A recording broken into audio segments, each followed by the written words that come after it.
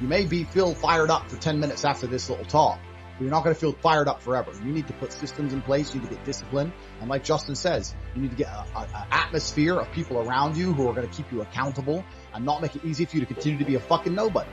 And then you're going to fix your life. Otherwise, you're going to stay a nobody.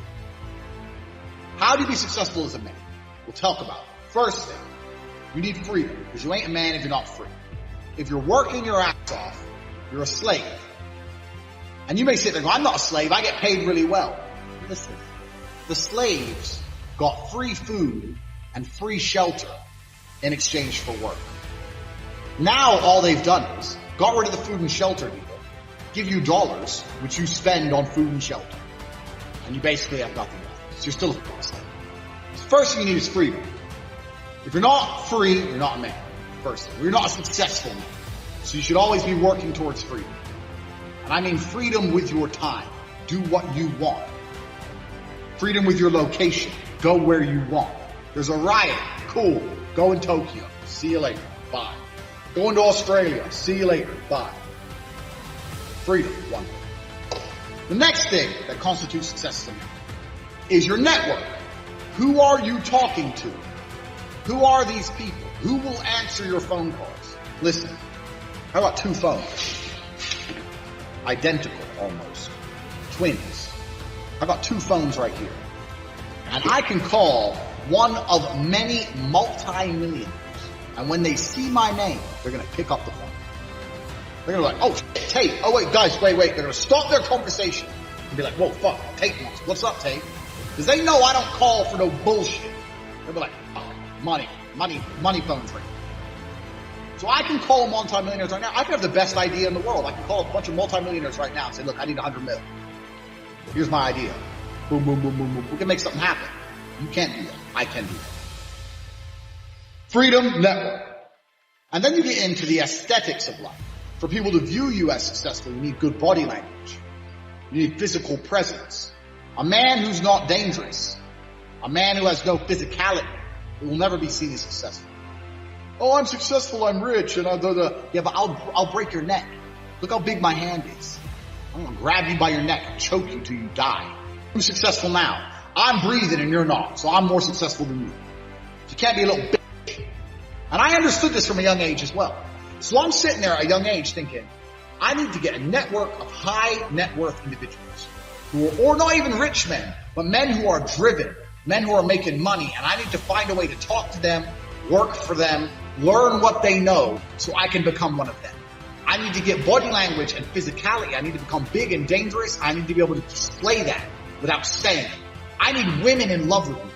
I need beautiful women who adore me. I need these things because this is what shows the world I'm the fucking dog. So I'm sitting there and I understand what I need. And I knew this at 21, 22. A lot of you people are older than this. Older than me. You're older than I was. And I'm telling you something. You're sitting there going, yeah. Didn't even cross your motherfucking mind. You've been too busy jerking off the corn hub and not thinking about what you actually need to do to be successful in this life. So these are the things you need to be a high value man. Because if you have all those things and then you get some money and you have geographical and time freedom, you're now genuinely successful.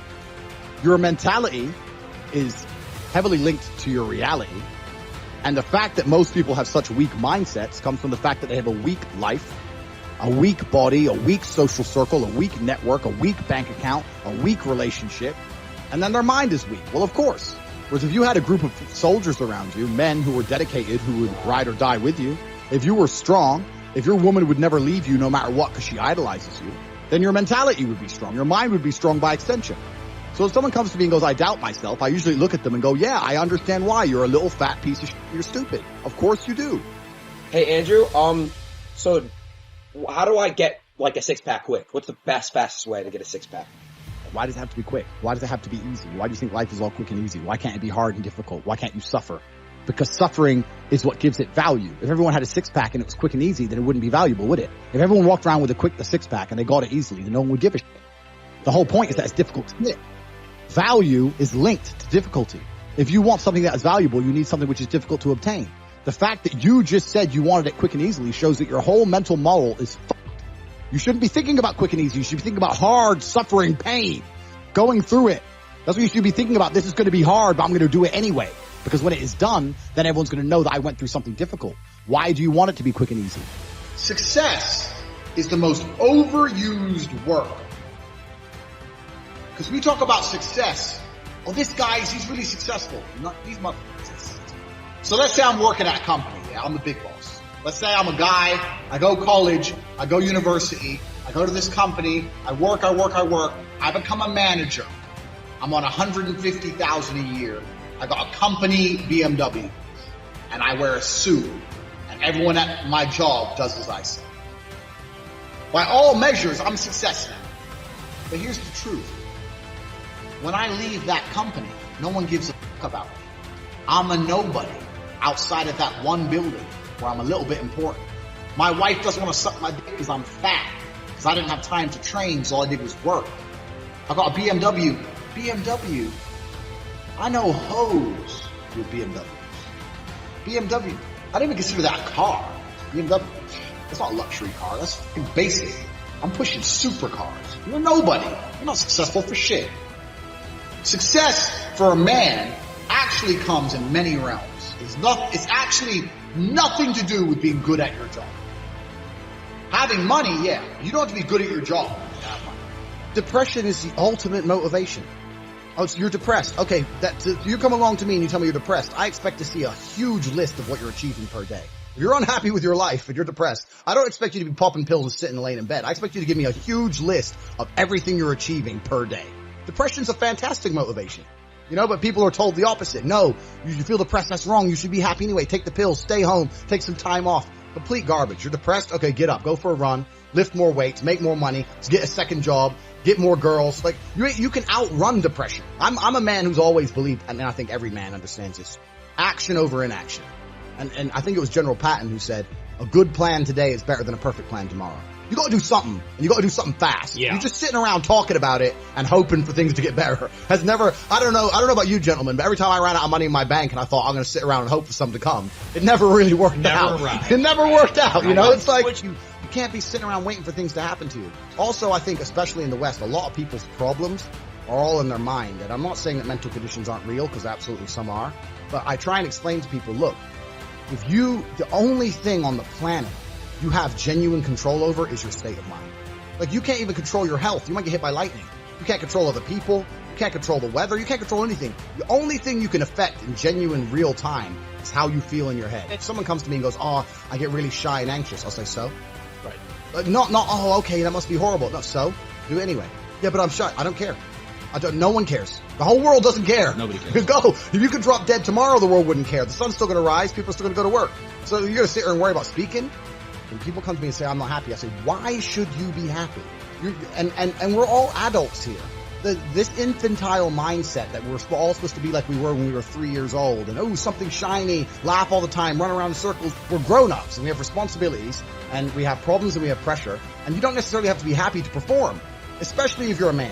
Like women have this, I guess to a degree, they're born lucky. Women have this mindset where people expect women to be happy. Women need to be happy. But as a man, you have a burden of performance. As a man, you shouldn't be waking up going, how do I get happy? As a man, you wake up and say, okay, how do I perform? And happiness will come at the end of the performance anyway. But if your number one goal as a man, if your number one mission in life is just to be happy, it's going to be an extremely vaporous existence, and you're not going to be a man of substance. The men of substance out there are not necessarily happy people. Mike Tyson wasn't happy when he was smashing people's faces in. That's not how you get there. You don't get there being happy. It's just a complete, the whole mindset, the whole idea that, we all need to be happy all the time is the reason you have men on the streets taking drugs, looking for a quick fix, because they don't want to do any real work to get any genuine fulfillment. So they end up shooting drugs, running around being fools. Yeah. And that's what happens. Motivation isn't real. Everyone says this. Motivation is not real. Discipline is real. I do not feel like training, but I still train because I'm a disciplined individual. You don't get to go through life only doing the things you feel like doing. Do you know who gets to do that? Women. Beautiful women. Beautiful women get to do what they feel like doing. As a man, you have to do the things you're supposed to do, because what we said earlier is absolutely true. It's player versus player, my friend. And I wake up and I decide, even though I don't feel like working, I'm going to work my ass off. And you wake up way down there, peon, and you can't be bothered to work. What chance do you have against men like us?